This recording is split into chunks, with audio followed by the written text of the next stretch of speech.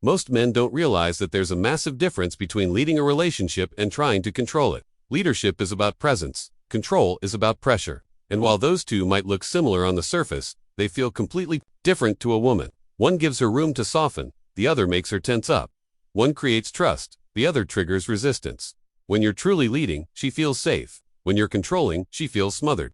And the line between those two, it's razor thin, and most guys cross it without even knowing. They either swing too far to one side, pulling back and expecting her to take the lead, thinking that's being respectful or modern, or they swing too far the other way, trying to direct every part of the dynamic from fear and insecurity, micromanaging, overexplaining, overasking, constantly checking in. But real leadership isn't about pushing or pulling. It's not about being aggressive or submissive. It's about being anchored. It's quiet, it's calm, it's felt more than it's spoken.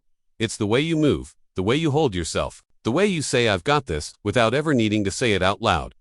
When a woman senses that kind of grounded presence, she naturally relaxes into it. She doesn't need to resist, because there's nothing to push against, there's just direction. But when she feels you're trying to manage her, trying to steer her emotions, or control the outcome, her guard goes up. She tests more. She questions your strength. Because deep down, she's not looking for a man who leads out of fear. She's looking for one who leads from clarity, confidence, and peace. If your leadership comes from the fear of losing her, she'll feel that tightness. But if it comes from genuine inner stability, she'll lean in because that's the energy that earns her trust. Before you can lead a woman, you have to lead yourself. That's the foundation. You don't get to guide anyone if your own life is a mess. You can't expect her to trust your direction if you have none. Real leadership begins with self-discipline, how you move, how you think, how you handle your emotions when no one's watching. If you're not consistent with your own habits, routines, and values, she'll feel it. She might not call it out directly, but on a deep level, she senses the instability, and it will make her hesitate to follow your lead. You can't lead a relationship from chaos. You can't guide her toward peace if you bring emotional storms every time you're triggered. If your moods swing depending on how she treats you that day, you're not a leader, you're emotionally dependent. A woman doesn't want to feel like she's responsible for your state. She wants to feel that you're already grounded in it, that no matter what's happening between you two, you're steady, centered, clear. That's why your example matters more than your words. You don't say, "Let's level up," if you're not doing the work yourself. You don't ask her for honesty if you can't stay calm when she tells the truth. You don't demand vulnerability if you're emotionally reactive. If you want her to be soft, you have to be solid. If you want her to open up, you have to create a space that feels safe, not because you say it is, but because your energy proves it over time. She'll follow your lead when she feels that your path is worth walking. When your direction comes from strength, not fear. You don't earn that by controlling her, you earn it by mastering yourself. Leadership in a relationship isn't about controlling her. It's about providing direction without needing permission. Most men get this backwards. They think taking initiative means making all the decisions for her. Or they go passive, always asking, "What do you want to do?" thinking that's being respectful. But women don't want to lead the relationship. They want to feel your lead. They want to feel the weight of your decision-making, not in a way that limits them, but in a way that frees them to relax, to surrender, to stop carrying the masculine role themselves. Taking initiative doesn't mean being controlling. It means creating rhythm. It means planning ahead. It means saying, "We're going here Saturday, I've got it handled."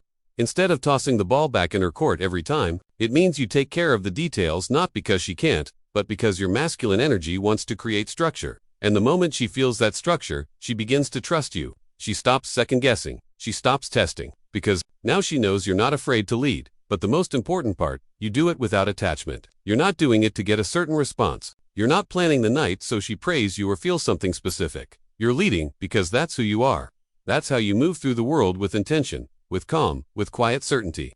And that's what makes your leadership magnetic. She feels the difference between a man who leads for approval and one who leads because it's in his nature.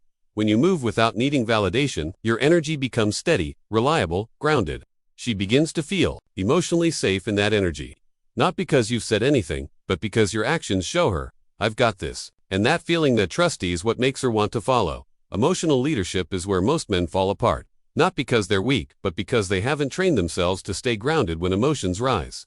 When a woman gets emotional when she tests, spirals, withdraws, or lashes out, most men either react or retreat. They match her chaos or try to fix everything in the moment, thinking that's what leadership looks like. But it's not. Real leadership in those moments is about staying still. Grounded.com. You don't rise with her storm, you become the anchor that brings her back to center. When emotions are high, your job is not to escalate, it's to create space. You don't need to win the argument. prove your point, or force closeness. You breathe. You slow it down. You say, we'll revisit this when we're calm, not because you're avoiding the issue, but because you're leading the emotional rhythm. You're not reacting, you're regulating, and that regulation creates safety.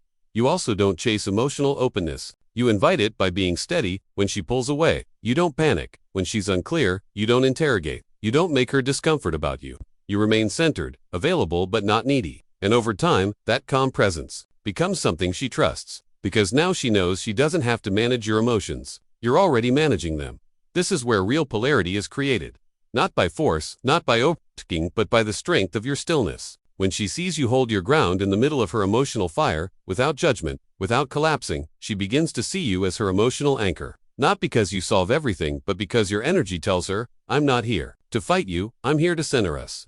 That is emotional authority, and that is the leadership she'll follow. Leading a woman isn't about controlling her. It's about holding the standard.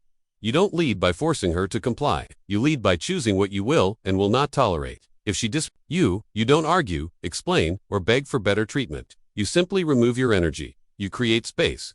You show her through calm, quiet action that your presence is not something to be taken for granted. That's not punishment, it's leadership through discipline.